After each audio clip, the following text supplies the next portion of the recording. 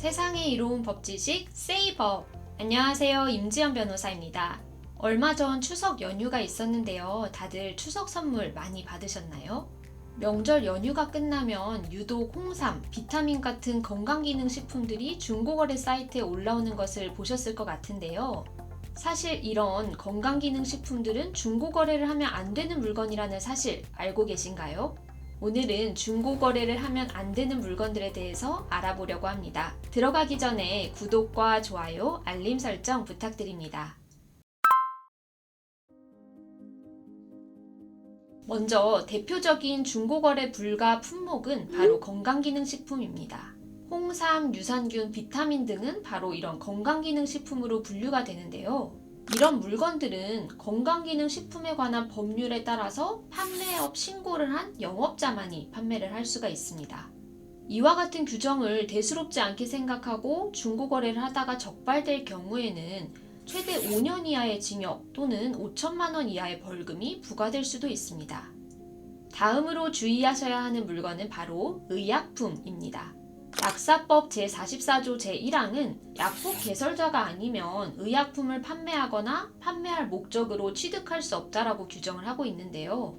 사용하지 않아서 아깝다는 이유로 집에 보관하고 계신 소화제나 진통제 등을 중고거래 사이트에서 판매하는 행위는 엄연한 약사법 위반 행위이고 최대 5년 이하의 징역 또는 5천만 원 이하의 벌금이 부과될 수가 있습니다.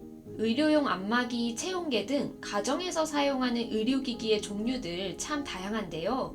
이런 의료기기 역시도 판매업 신고를 한 사업자만이 온라인 판매를 할 수 있기 때문에 신고를 하지 않고 이런 의료기기를 중고거래 사이트에서 판매할 경우에는 최대 3년 이하의 징역 또는 3천만 원 이하의 벌금이 부과될 수가 있습니다.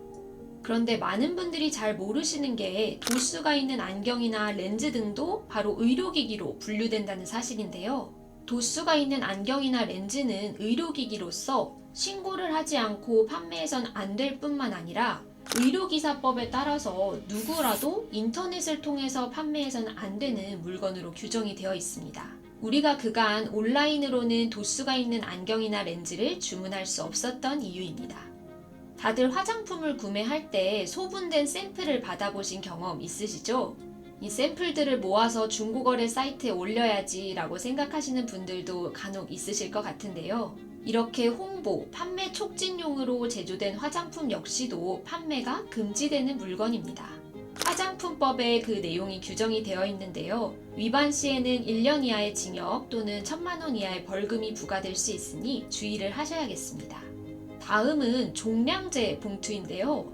이사를 갈 때 쓰다 남은 종량제 봉투를 처분하기 위해서 인터넷 등을 통해 재판매하는 경우가 간혹 있는데요.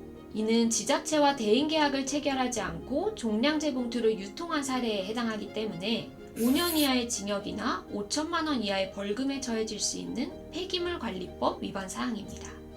다른 지역으로 이사를 가는 경우에 해당 지역 동사무소에 방문해서 타 지역 종량제 봉투로 사용할 수 있도록 인증 스티커를 요청하면 제공해준다고 하니 기억해 두시면 좋을 것 같습니다. 오늘은 중고거래를 하면 안 되는 물건들에 대해서 알아보았는데요. 혹시라도 법에 위반되는 행위가 아닌지 중고거래를 하시기 전에 한번 생각해 보시면 좋을 것 같습니다. 오늘의 세이버비 유익하셨다면 구독, 좋아요, 알림 설정 부탁드립니다. 지금까지 세상에 이로운 법지식 세이버이었습니다. 감사합니다.